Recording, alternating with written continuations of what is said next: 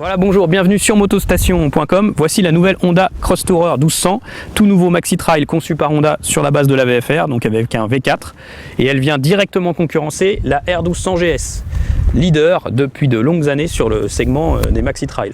Alors on a fait une petite vidéo pour vous montrer un peu l'envers du décor, le passage au banc des deux motos, une prise de son de leur moteur, un test de franchissement et puis aussi un test sur l'anti-patinage et l'ABS.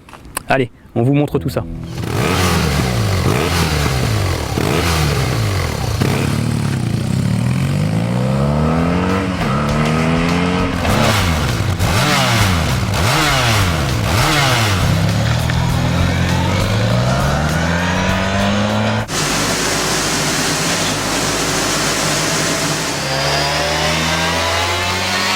Après passage au banc des deux motos, voilà, on constate la très grande linéarité du moteur Honda, ici en rouge, qui présente une puissance assez élevée, 104,9 chevaux, 7095 tours minute, mais surtout 12,2 mètres-kg à 5284 tours minute, donc un couple conséquent et des courbes linéaires qui rappellent bien le caractère ressenti sur la route. Toujours puissant et disponible, mais très doux. La BMW R1200 GS présente une courbe bien plus vallonnée, un peu chaotique, une puissance finale un peu supérieure, 108,8 chevaux, et met un couple en repli 11,3 mètres-kg.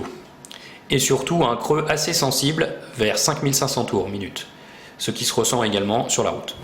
Pour ce comparatif maxi trail sur motostation.com, eh bien on a un peu testé la garde au sol de ces machines qui tendent un peu vers le segment GT de par leur équipement, leur électronique, mais qui sont normalement encore de vrais maxi trail. Donc on peut essayer de s'aventurer sur divers chemins pour essayer d'admirer d'autres points de vue, chose que l'on ne peut pas faire avec les vraies motos GT.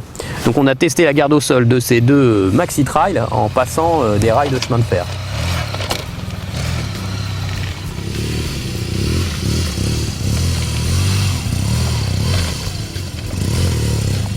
Ces deux maxi trail disposent d'aide à la conduite, on parle d'assistance au pilotage, l'ABS bien sûr, et l'anti-patinage. Alors on a accéléré ici sur cette portion pleine de gravier pour vérifier l'agrément et l'efficacité de ces systèmes.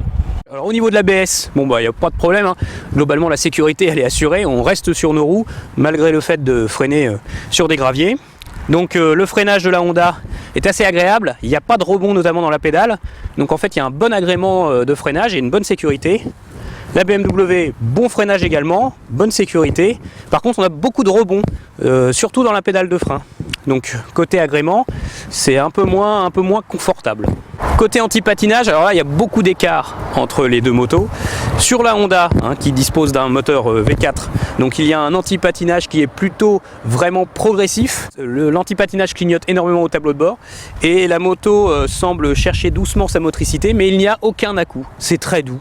Et dès qu'on repasse sur une portion bitumée, la moto retrouve sa motricité et part de plus belle. Sur la BMW, c'est très différent. Là, on a un bicylindre, donc et finalement ça se montre beaucoup plus brutal sur la BMW. La moto fait des grosses coupures, puis reprend l'adhérence, puis recoupe, ça s'entend à l'oreille, elle pétarade beaucoup, et puis elle patine par saccades, et pour finalement sortir avec une vitesse légèrement plus élevée, mais avec plus de gîte.